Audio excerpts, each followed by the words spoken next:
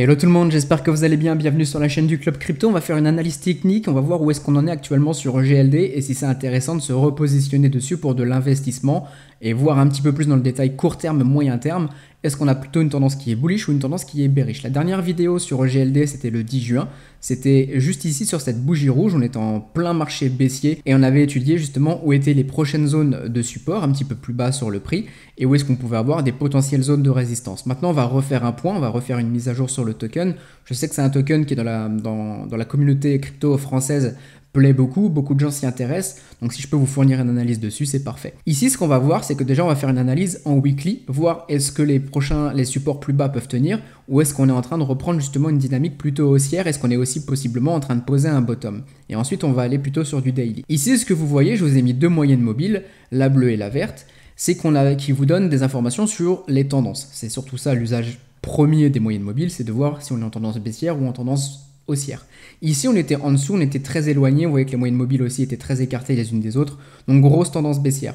Le support qu'on avait vu ici le 10 juin a d'une certaine manière bien tenu. Alors, on n'a vraiment pas trop travaillé. Mais en tout cas, on a rebondi dessus juste avec cette mèche. Donc, le niveau qu'on avait juste ici aux environs des 38, 39 $, un tout petit peu en dessous des 40 $, nous a permis un petit peu de sauver la mise. Ok ? Ici, ce qu'on voit donc en weekly, une bougie égale une semaine, on tend à poser un bottom. Ça ne veut pas dire que c'est un bottom qui va tenir, mais en tout cas, cette grosse tendance baissière est calmée et ici maintenant on essaye de travailler cette zone. Donc ce qu'on peut faire, et ça vous pouvez le faire vous aussi si vous êtes là pour de l'investissement, c'est que tant que cette zone tient sur GLD, entre les 40 $ et les 46 $, 50 $ si on va un tout petit peu plus haut, tant que cette zone tient, c'est qu'on a un support long terme qui est en train de se construire. Donc ce qu'on peut faire sur les prochaines semaines, je mets mon petit pinceau, on peut très bien essayer de zigzaguer comme ça, pendant encore un certain temps, par exemple tout l'hiver, et peut-être qu'au printemps ou début d'année, on pourrait avoir quelque chose d'un petit peu plus bullish sur GLD. Si ça n'arrive pas avant, en tout cas, c'est tout à fait possible que ça arrive avant ou plus tard, mais tant qu'on travaille cette zone, c'est plutôt cool parce qu'on ne va pas plus bas. Et plus on travaille justement cette zone en weekly, plus solide sera le bottom. Et ça, c'est intéressant. Ensuite, ce qu'on voit aussi, c'est que si vous êtes là plutôt pour de l'investissement long terme sur GLD, que vous avez envie de faire du DCA, évidemment, toute cette zone, c'est une bonne zone pour de l'accumulation. Dites-vous que des gros portefeuilles, ce qu'ils vont attendre justement, pour se repositionner vraiment, c'est que le token, plus personne s'y intéresse, qu'on soit comme ça en train de faire ces zigzags, que les gens se disent ouais bon c'est mort pour le moment, GLD n'est pas bullish, c'est peut-être la fin du token, enfin vous savez un petit peu comment fonctionne la psychologie des gens, et c'est à ce moment-là que les gros justement vont pouvoir se positionner. Et du coup ce qu'ils vont faire, c'est qu'ils prendront leur profit à nouveau quand ça sera bullish sur une nouvelle montée, là où les petits retail viendront à nouveau acheter, comme ce qui s'est passé exactement ici sur un EGLD. Personne s'y intéressait par exemple ici. Ok, quand à l'époque c'était encore le ticker ERD, pas grand monde s'y intéressait, les gens s'y intéressaient ici évidemment, on les fume derrière, nous on prend nos profits parce qu'on pense différemment et les petits portefeuilles ici se font plumer. Donc ça c'est exactement le même schéma qui peut se refaire ici. Donc pour de l'accumulation, si vous êtes là sur du très long terme sur EGLD, soit vous attendez encore un petit peu plus longtemps pour voir si ça tient bien, soit vous pouvez quoi qu'il arrive, commencer à poser quelques dollars ici. Pas tout d'un coup, vous pouvez très bien fractionner vos entrées en allant chercher un petit peu plus bas, en gardant un petit peu de cash si on redescend encore plus bas, parce que ça reste quoi qu'il arrive possible, on ne peut pas connaître l'avenir sur le token. Et si jamais voilà, ça continue à consolider, quand vous avez toujours plus de confirmation, vous pouvez continuer encore à ajouter un petit peu de dollars dessus par la suite. Donc ça c'est pour un horizon vraiment long terme sur EGLD. Maintenant vous pouvez très bien mettre aussi des moyennes mobiles comme ça. Toutes les moyennes mobiles entre grosso modo 10 et 30, ça vous sert à capter une bonne tendance, à avoir un petit peu un aperçu de ce qui se passe sur le marché. Si vous analysez vous les moyennes mobiles, ce que vous pouvez très bien faire, c'est attendre qu'elles soient vraiment plus plates, donc une perte de volatilité. Ça aussi c'est ce que les investisseurs aiment bien sur un token. Plus personne s'y intéresse, tout le monde se dit c'est mort. Et en fait vous attendez juste une dynamique plus bullish, donc plutôt que de chercher de l'accumulation comme ça, vous dites moi j'attends un petit peu plus longtemps, ce que j'aimerais c'est que le prix vienne au-dessus des moyennes mobiles weekly, les casse finalement comme une résistance, ce qu'on n'a pas réussi à faire ici ou même un petit peu plus haut ici. Vous attendez que ça casse, vous voyez que si ça tient comme support pendant quelques jours, quelques semaines, plutôt quelques semaines ici si vous êtes en weekly, vous voyez qu'on retravaille à nouveau ici et finalement vous dites ok let's go, je peux y aller. Ce qui correspondrait en plus à finalement casser la résistance de ce niveau juste ici. Vous voyez par exemple, on doit casser soit ce niveau, donc ce qui vous ferait une belle structure en W ici du token sur GLD, ce qui serait pas mal, surtout en weekly, c'est assez solide. Et en plus de ça, derrière, on casse les moyennes mobiles, on s'en sert comme support, c'est parfait, vous avez d'autres conditions pour rentrer. Donc là maintenant j'ai zoomé en daily. Maintenant moi ce que je veux vous montrer, c'est tout ce qui s'est fait depuis grosso modo le 1er septembre. Donc là, on a eu l'été, on a eu une belle dynamique ici. Vous voyez qu'on on est venu capturer, on est venu clôturer ici. On n'a pas du tout réussi à passer cette zone. Donc là, on sait que potentiellement ici, on a une belle zone de résistance aux environs des 67 $, un tout petit peu en dessous des 70 avec les mèches juste ici. Vous voyez, on n'a pas réussi à casser les 70. Et en plus de ça, vous voyez que ça correspond à ce qu'on avait vu le 10 juin.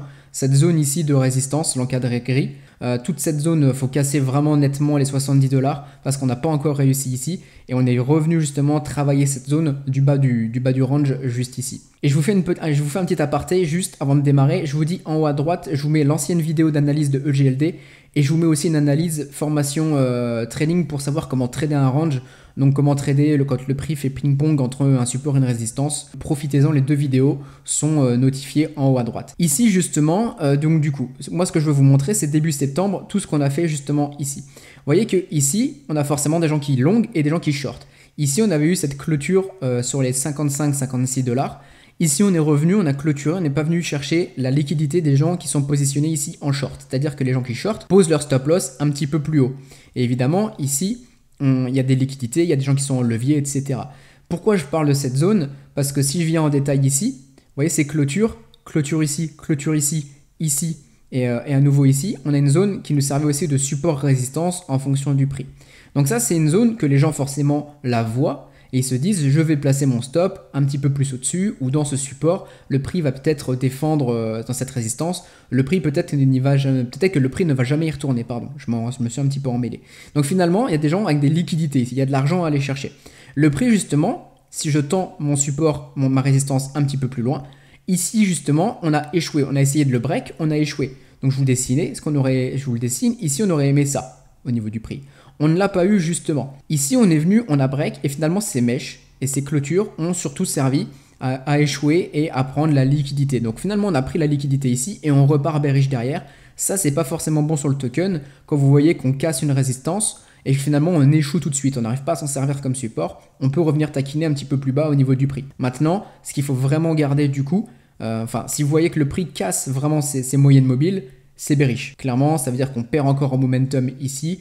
Et on n'arrive pas à tenir cette tendance haussière qu'on a essayé d'instaurer, c'est pas bon du tout, on risque d'aller chercher un petit peu plus bas et on verra ce que fait le token plus tard. Maintenant justement ici, si vous essayez de garder justement une dynamique plus positive du token, il faut garder ces moyennes mobiles en support et il faut vraiment casser cette résistance, cette grosse résistance de prix et là aussi s'en servir comme support. Donc moi personnellement, si j'étais vous voulez me positionner là aujourd'hui sur GLD, je le ferais pas parce qu'on est plus dans de l'indécision et on ne sait pas trop où est-ce qu'on va aller. Donc vaut mieux soit attendre un petit peu plus bas en essayant de rejouer justement cette zone et pour de l'accumulation, je vous l'ai expliqué en début de vidéo, c'est pas mal. Ou alors on attend des confirmations un tout petit peu plus hautes mais qui seront des confirmations plus solides.